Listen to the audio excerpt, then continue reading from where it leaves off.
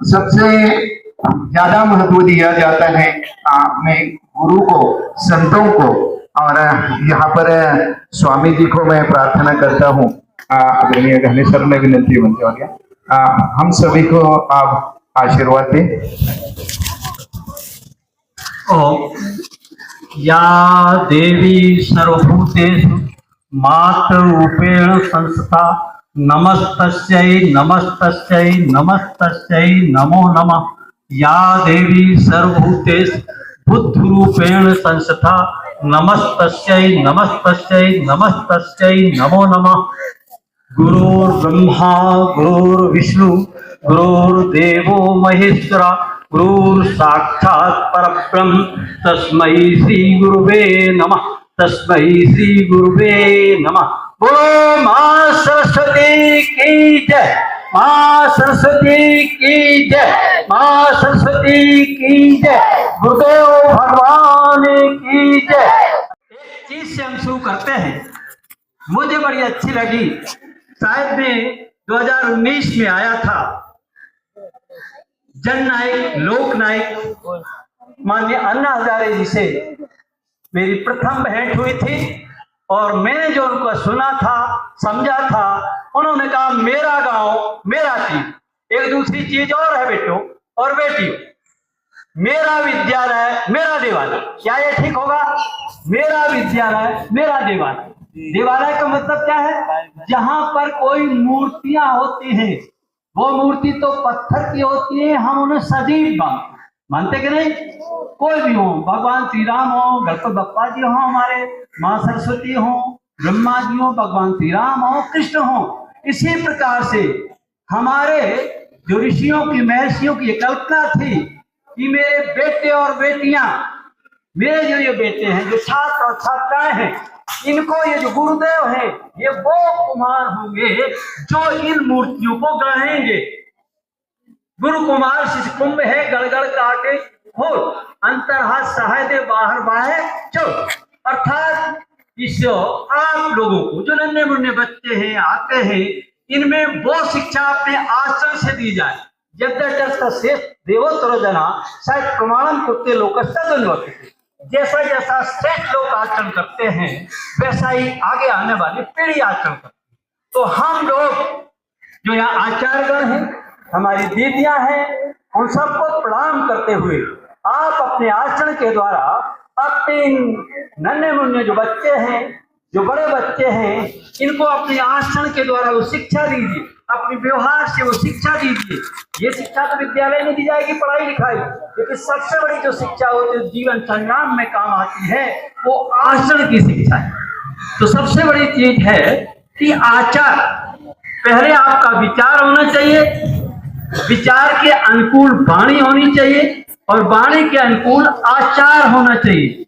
अर्थात हम जैसा सोचें वैसा ही बोलें और उसी प्रकार का हमारा आचरण होना चाहिए। तो पहली और पहली चीज है शिक्षा के साथ मेरे बेटे और बेटी, जरा ध्यान से सुनो। वो जो दिव्य शक्ति होती है, वो हम सब के अंदर शक्ति होती है, दिव्यकार की जो प्रेरणाएं होती हैं, आप जैसा सोचोगे आप वैसा ही बनोगे। इसलिए अच्छा सोचो और अच्छा बनो। अच्छी बात है कि नहीं? और अगर आपने गलत सोचा, मैं स्वामी विवेकानंद जी की ये बात कोट करना चाहता हूँ, जो मैं पढ़ रहा था उनके साहित्य को। ओमानी से अन्ना हजारे जी के प्रेरणा से अपने जीवन में जब वो डिप्रेशन में थे, उन्होंने मुझे बताया था, तो मैं दिल्ली के प्लेटफॉर्म पर था। ये उनकी वाणी है। मुझे उनकी एक छोटी सी पुस्तक मिली और उसने मेरा सारा जीवन बदल दिया। आप भी अपने जीवन को बदल सकते हैं। आप इन लोगों से प्रेरणा लें।